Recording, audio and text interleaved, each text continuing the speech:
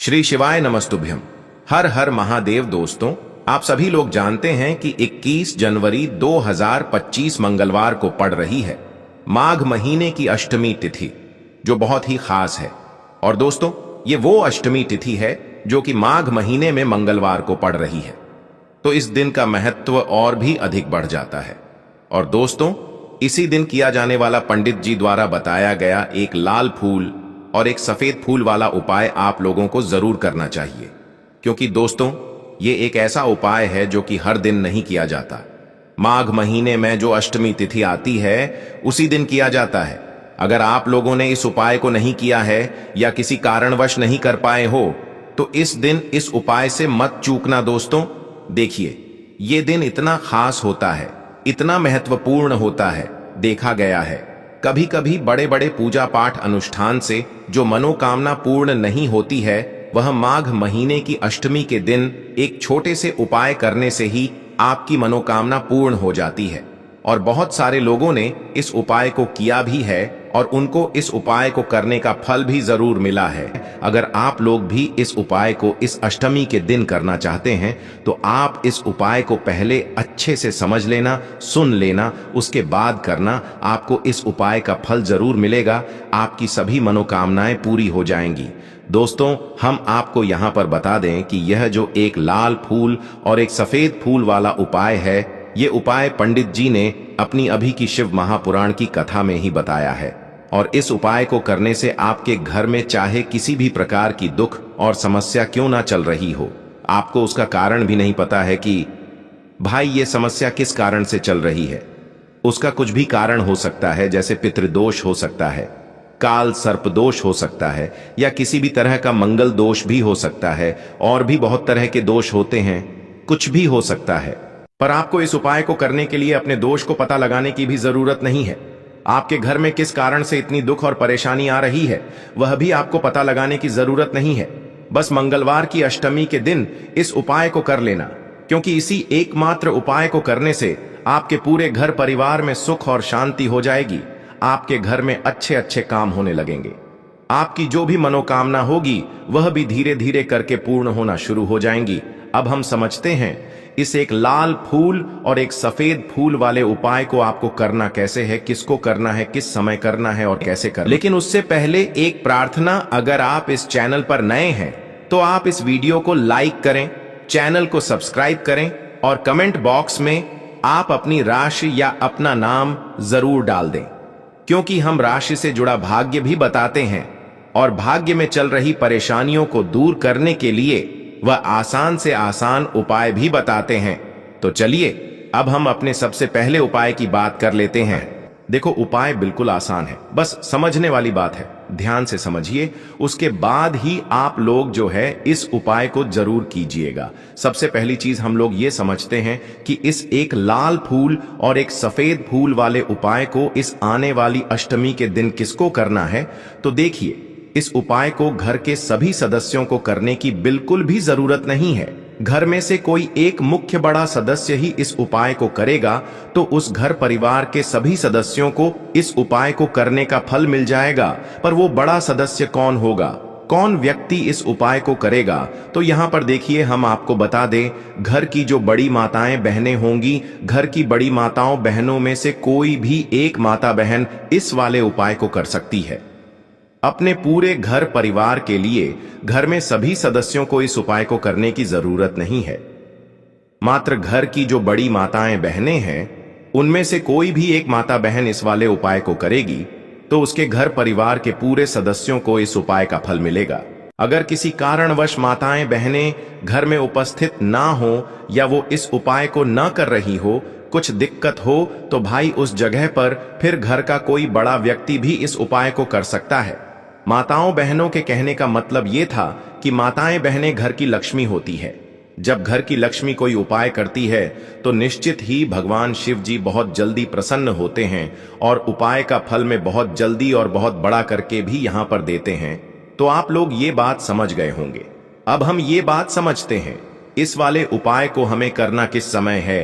एक लाल फूल और एक सफेद फूल वाले उपाय को हमें इस अष्टमी के दिन करना किस समय है। तो देखिए, इस उपाय को करने का जो समय है सुबह का समय भी है और शाम का समय भी है। अब देखिए यहां पर हम मुख्य रूप से सुबह का समय नहीं बोलेंगे, क्योंकि देखिए ये जो अष्टमी तिथि है और आप सभी लोग जानते हैं इसका प्रदोष काल का मतलब शाम का जो समय होता है ना, इस दिन भगवान शिव जी का सबसे प्रिय दिन होता है। तो आप लोग इसे एक लाल फूल, एक सफेद फूल वाले उपाय को सुबह के समय भी कर सकते हो और शाम के समय प्रदोष काल में भी कर सकते हो। सुबह के समय अगर कर रहे हो तो 10 या फिर 11 बजे तक भी अगर उपाय करोगे तो भी आपको उपाय का फल मिलेगा। वही अगर शाम के समय कर रहे हो तो इस दिन शाम के समय का ध्यान रखना कि शाम के 6 बजे से लेकर 7 बजे के बीच में अगर आप इस उपाय को कर सकते हो तो बिल्कुल कर लेना, पूरी कोशिश करना। पर अगर किसी कारणवश इस समय के बीच में ना कर पाओ तो रात 8 बजे तक भी अगर आप उपाय को करोगे तो आपको उपाय का फल जरूर मिलेगा। ये बात आपको समझ आ गई कि आप इस उपाय को सुबह और शाम दोनों समय कर सकते हो। मतलब करना आपको एक ही समय है, घर में से किसी एक ही बड़े व्यक्ति को करना है, पर एक ही बार इस उपाय को करना है, दोनों समय नहीं करना है। आपको जो समय अच्छा लगे आप उस समय पर इस वाले उपाय को कर सकते हैं। तो चलिए जानते हैं इन विशेष उपायों के बारे में। लेकिन उससे पहले जो भी मेरे भाई मेरी प्यारी बहनें आज चैनल पर पहली बार आए हैं या मेरी आवाज आज पहली बार सुन रहे हैं, अगर आप भी महादेव के सच्चे भक्त हैं तो वीडियो को लाइक और चैनल को सब्सक्राइब जरूर कर लें और कमेंट बॉक्स में लिखे हर हर महादेव, ओम नमः शिवाय। देखो अब सबसे महत्वपूर्ण बात आती है कि इस उपाय को हमें करना किस लिए है। जैसा कि हमने अभी आपसे बोला कि इस उपाय को करने के बाद आपके जीवन में बहुत सारी खुशियां आएंगी, आपकी मनोकामनाएं पूर्ण होंगी, आपकी धन की समस्या दूर होगी, आपकी पैसों की समस्या दूर होगी। अब देखिए अगर आप लोग सोच रहे हो कि भाई हमें अपना घर बनाना है पर घर बनाने के लिए पैसा नहीं है, हमें गाड़ी लेना है पर गाड़ी लेने के लिए पैसा नहीं है, हमें जमीन लेना है पर जमीन लेने के लिए पैसों की कमी पड़ी डीडीएच रही है। अगर ऐसी ही दिक्कत, परेशानी या किसी भी तरह की धन से जुड़ी हुई समस्या या पैसों से जुड़ी हुई समस्या अगर आपके जीवन में चल रही है तो यह उपाय निश्चित ही आपके जीवन में बहुत सारे फल लाकर दे सकता है। इसीलिए अगर आपके घर में बहुत ज्यादा दिक्कत, समस्या, परेशानी चल रही है, धन से जुड़ी हुई, पैसों से जुड़ी हुई, धन की बहुत ज्यादा कमी आ रही है, पैसों की बिल्कुल आवक नहीं हो रही है, तो भाई आप लोगों को इस वाले उपाय को जरूर करना चाहिए, घर में से किसी एक भी बड़े व्यक्ति को। अब इस उपाय में करना क्या है वो सबसे पहले हम लोग जान लेते हैं उपाय की सामग्री। हम लोग सबसे पहले जानते हैं कि इस उपाय में किस किस चीज की आवश्यकता पड़ेगी। तो देखिए उपाय का नाम तो एक लाल फूल और एक सफेद फूल वाला उपाय है, पर इस उपाय में कुल मिलाकर 4 सामग्री हमें लगने वाली है, जो कि पंडित जी ने खुद सीहोर वाली कथा में बताया है। और जो हम आपको उपाय बताते हैं वो पंडित जी द्वारा बताए गए होते हैं, अलग से हम कुछ भी नहीं बताते हैं। तो यहां पर हम लोग समझते हैं कि इस उपाय की सामग्री क्या है। तो देखो उपाय की जो सामग्री है वो 4 सामग्री है, जिसमें से सबसे पहली सामग्री है एक बेलपत्र। देखो बेलपत्र क्या होती है, बेलपत्र जो शिव की शिवलिंग पर चढ़ती है। दूसरी चीज है एक शमी पत्र, शमी पत्र वो जो शिवलिंग पर ही चढ़ता है। तीसरी चीज है दोस्तों एक लाल फूल जो उपाय का नाम है। तो एक यहां पर आपको लाल फूल लेना है। अब ये लाल फूल कौन सा लेना है, देखो शिवलिंग के ऊपर जो लाल फूल चढ़ता हो उनमें से कोई भी एक लाल फूल पसंद कर लेना और वो कहीं से तोड़कर या कहीं से खरीद कर लेकर आना और उस लाल फूल को उपाय में प्रयोग कर लेना। उसके बाद में एक सफेद फूल का विशेष रूप से ध्यान रखना, जो सफेद फूल शिवलिंग पर चढ़ता हो सिर्फ वही सफेद फूल लेकर आना, इसके अलावा कुछ मत लेकर आना, लेकिन केतकी का मत लेना। तो एक एक मात्रा में ही आपको ये चारों सामग्री चाहिए, एक बेलपत्र, एक शमी पत्र, एक लाल फूल और एक सफेद फूल। ये चारों सामग्री आप लोग तैयार करके रख ले।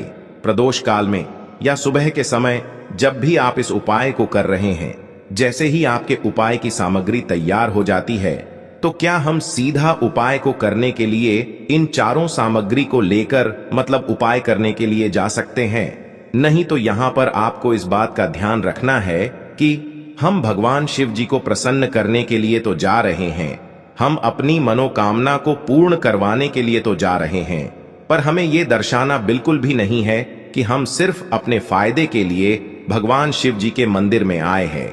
इसलिए हम इस उपाय को करने के साथ साथ में भगवान शिव जी की पूजन अर्चना के लिए कुछ सामग्री भी जरूर लेकर जाएंगे। जैसे कि सुबह के समय अगर आप उपाय को कर रहे हो, इस एक लाल फूल और एक सफेद फूल वाले उपाय को, तो भाई सुबह के समय आपको एक लोटा जल लेकर जाना है। जो लोग प्रतिदिन शिव जी के मंदिर जाते हैं, पूजन अर्चना करते हैं, जल चढ़ाते हैं, फूल बेलपत्र सब कुछ चढ़ाते हैं, भाई वो अपनी पूजन अर्चना वैसी की वैसी ही करना। बाकी जो सिर्फ उपाय को करने के लिए जा रहा है, जो कुछ भी लेकर नहीं जा रहा है, उसे कम से कम एक लोटा जल अपने घर से जरूर भर कर लेकर जाना। अगर आप उपाय को कर रहे हो, है ना, क्योंकि इस वाले उपाय को आप भगवान शिव जी की पूजन अर्चना करने के बाद ही करना। वहीं अगर बात करें शाम के समय की, अगर कोई व्यक्ति शाम के समय प्रदोष काल में इस वाले उपाय को कर रहा है, तो भाई आपको मात्र एक घी का दीपक तैयार करना है। ये बात हम हमेशा बोलते हैं, शाम के समय प्रदोष काल में कोई कर रहे हो ना, तो दीपक का विशेष महत्व होता है। अष्टमी के दिन का प्रदोष काल में जो भी व्यक्ति दीपक जलाता है ना भगवान शिव जी के मंदिर में, भाई उसके जीवन से सारी दुख और परेशानियां भी दूर होती हैं। तो भाई इस दिन दीपक का विशेष रूप से ध्यान रखना आप लोग। अगर आप इस उपाय को शाम के समय प्रदोष काल में कर रहे हो, है ना, ये जो दीपक आप लोग लोगे, ये आटे का लोगे। जो आटा आप गूंद दोगे उसके अंदर कुछ भी मत डालना, मात्र साधा आटा लगाकर उसे तैयार कर लेना और एक मीडियम साइज का दीपक तैयार कर लेना। वो दीपक ना ज्यादा छोटा हो ना ज्यादा बड्ढा हो, है ना। उसके बाद में दीपक आपका तैयार हो जाए तो इसके अंदर जो बत्ती रखोगे वो गोल बत्ती रखोगे। देखो गोल बत्ती भी दो तरह की होगी, एक बाजार की और एक घर वाली। तो कोशिश करना अपने घर में जो रुई रखी हुई है, उस रुई से आप लोग एक गोल बत्ती अपने ही हाथों से बनाओ। उपाय का फल अच्छा मिलता है, भगवान शिव जी जल्दी प्रसन्न होते हैं। जब हम किसी भी उपाय को अपने हाथों से परिश्रम करके तैयार करते हैं, तो आपको उस दीपक के अंदर एक गोल बत्ती रख देनी है। इसके अंदर जो चीज आप लोग डालोगे वो डालोगे। शुद्ध देसी गाय का घी, इस बात का विशेष रूप से ध्यान रखना, क्योंकि भगवान शिव जी का सबसे प्रिय दिन और प्रिय समय पर हम लोग इस वाले उपाय को कर रहे हैं। तो थोड़ा सा शुद्ध देसी गाय का घी इतना डालना कि वो दीपक कुछ समय तक चल सके ना। बाजार वाला मिलावटी घी डालना, न भैंस का घी डालना। शुद्ध देसी गाय का घी आपको ढूंढने में थोड़ी मतलब मेहनत लगेगी और महंगा भी मिलेगा, पर गाय के घी से भगवान शिव जी प्रसन्न होते हैं और उसी शुद्ध देशी गाय की घी से घर में बरकत भी बनी रहती है और हमारे घर में सुख शांति भी बनी रहती है। इसलिए इस शुद्ध देशी गाय का घी को अपने घर में हमेशा रखा करो। वो भगवान शिव जी के कार्यों में भी उपयोग में आता है और उपायों में भी हम लोग प्रयोग कर सकते हैं। तो यहां पर आपकी सारी तैयारियां हो चुकी हैं। उपाय को करते समय शुद्धता का विशेष रूप से ध्यान रखिएगा। सुबह कर रहे हो तो भाई सुबह तो आपको स्नान करना ही करना है। बाकी शाम को कर रहे हो तो शाम को मात्र हाथ मुंह धोकर भी आप लोग इस वाले उपाय को कर सकते हो। कोई दिक्कत वाली बात नहीं है भाई। उपाय की पूरी सामग्री तैयार करके और पूजन सामग्री लेकर आपको भगवान शिव जी के मंदिर पहुंचना है, जो आपके घर के पास में हो, जहां पर शिवलिंग विराजित हो, शिवालय हो, वहां पर आप लोगों को पहुंचना है। और जैसे ही आप भगवान शिव जी के मंदिर में पहुंचते हो, वहां जाकर ही उपाय शुरू नहीं करना है। पहले आपको भगवान शिव जी की पूजन अर्चना करना है। पूजन अर्चना कैसे करोगे? सुबह के समय गए हो तो एक लोटा जल वगैरह जो भी पूजन सामग्री लेकर गए हो, उससे पहले पूजन सामग्री आप लोग मतलब पूजन भगवान शिव जी की कर लो। जो व्यक्ति सिर्फ एक लोटा जल लेकर गए हैं, वो शिव जी की शिवलिंग पर मात्र एक लोटा जल एक धारा से धीरे धीरे करके चढ़ा लो, है ना। अपनी पूजन अर्चना आप लोग जो हैं पूरी कर लो पहले। उसी के बाद अगर आप शाम के समय कर रहे हो तो पहले जाकर बैठना है भगवान शिव जी के शिवलिंग के पास में। आप जो दीपक तैयार करके लेकर आए हो, उस दीपक को पहले जलाना है। ये जो दीपक आप लोग जलाओगे ना, ये किसी और की माचिस से मत जलाना, अपनी ही माचिस अपने ही घर से लेकर आना और इस दीपक को अपने ही माचिस से जलाना। अगर आपने मंदिर की माचिस या किसी और की माचिस ले ली, इस उपाय को करने में इस उपाय का फल उस व्यक्ति को भी थोड़ा बहुत मिल जाएगा। इस बात का ध्यान रखना, अपने घर से अपनी ही माचिस लेकर जाना और इस दीपक को जलाना। दीपक को जलाने के बाद भगवान शिव जी की शिवलिंग के पास में रख देना। शिवलिंग के इतना पास में मत रखना कि भगवान शिव जी को आंच लगे। थोड़ी सी दूरी बनाकर ही जो है इस दीपक को शिवलिंग के पास में आप लोग रख दीजिएगा। अब जैसे ही आपकी पूजन अर्चना हो जाती है, भगवान शिव जी के शिवलिंग के सामने या आसपास कहीं पर भी बैठ जाइए उपाय को करने के लिए। और उपाय को करने से पहले आप लोग अपनी वह चारों पूजन सामग्री निकाल लीजिए। उपाय की जो सामग्री है वो निकाल लीजिए और भगवान शिव जी के शिवलिंग के ऊपर एक माता अशोक सुंदरी जी का स्थान देख लीजिए। माता अशोक सुंदर जी का जो स्थान होता है वो जलाधारी के ऊपर होता है, जलाधारी के बिल्कुल बीचों बीच में होता है। आप लोगों ने देखा भी होगा शिवलिंग की जलाधारी होती है। जलाधारी के बिल्कुल बीचों बीच का जो स्थान होगा वो माता अशोक सुंदर जी का स्थान होगा, क्योंकि यहीं पर हमें ये जो है उपाय को करना है। सबसे पहली चीज, अब हम उपाय को करना शुरू करते हैं। आप सबसे पहले अपनी एक बेलपत्र उठा लो। एक बेलपत्र को आपको माता अशोक सुंदरी जी वाले स्थान पर सबसे पहले समर्पित करना है। बेलपत्र की डंडी का मुख होगा जलाधारी की तरफ, जहां से जल बहता है और नीचे गिरता है, और बीच वाली बड्डी पत्ती का मुख मतलब शिवलिंग की तरफ होगा। इस तरीके से आपको इस बेलपत्र को माता अशोक सुंदरी जी वाले स्थान पर समर्पित कर देना है। उसके बाद में अपनी एक शमी पत्र उठा लो जो आप उपाय के लिए लेकर आए हुए हो। शमी पत्र को उठाकर शमी पत्र की भी जो डंडी का भाग होगा वो जलाधारी की तरफ करके, जहां से जल बहता है नीचे गिरता है उस तरफ करके, और पत्ती वाला भाग शिवलिंग की तरफ करके इस शमी पत्र को भी उस बेल पत्र के ऊपर आपको समर्पित कर देना है। समर्पित करने के बाद अब आप ले लो अपना एक लाल फूल जो आप उपाय को करने के लिए लेकर आए हुए हो। इस लाल फूल का जो खिला हुआ भाग होगा, चाहे वो गुलाब का फूल हो, चाहे कोई सा फूल जो शिवलिंग पर चढ़ता हो, भाई उस फूल का जो खिला हुआ भाग होगा वो शिवलिंग की तरफ होगा। बाकी जो पीछे का भाग होगा फूल का वो जलाधारी की तरफ, जहां से जल बहता है नीचे गिरता है उस तरफ होगा। और आखिरी में आपका जो एक सफेद फूल बचा हुआ है, इस सफेद फूल को भी आपको लेना है और सफेद फूल का जो खिला हुआ भाग होगा वो शिवलिंग की तरफ होगा, जहां पर शिवलिंग रखा हुआ है उस तरफ होगा, और डंडी का भाग जलाधारी के पीछे की तरफ हो जाएगा। मतलब जो जहां से जल बहता है और नीचे गिरता है। जब आप लोग एक बेलपत्र, एक शमी पत्र और एक लाल फूल, एक सफेद फूल चढ़ा रहे हो, तो उस समय आप लोगों को कांता भगवान या कांता चक्र का नाम लेते हुए ही जो है इस उपाय को करना है, और भगवान शिव जी और नारायण जी का स्मरण करते हुए ही इस उपाय को आपको करना है। तो जब भी आप एक बेल पत्र, एक शमी पत्र, एक लाल फूल और एक कमी हो रही है, जो भी दुख और समस्या परेशानी चल रही हो, आपको अपनी वह दुख और परेशानी जो है भगवान शिव जी से उपाय को पूरा करने के बाद वहीं पर पास में बैठकर बोल देना है।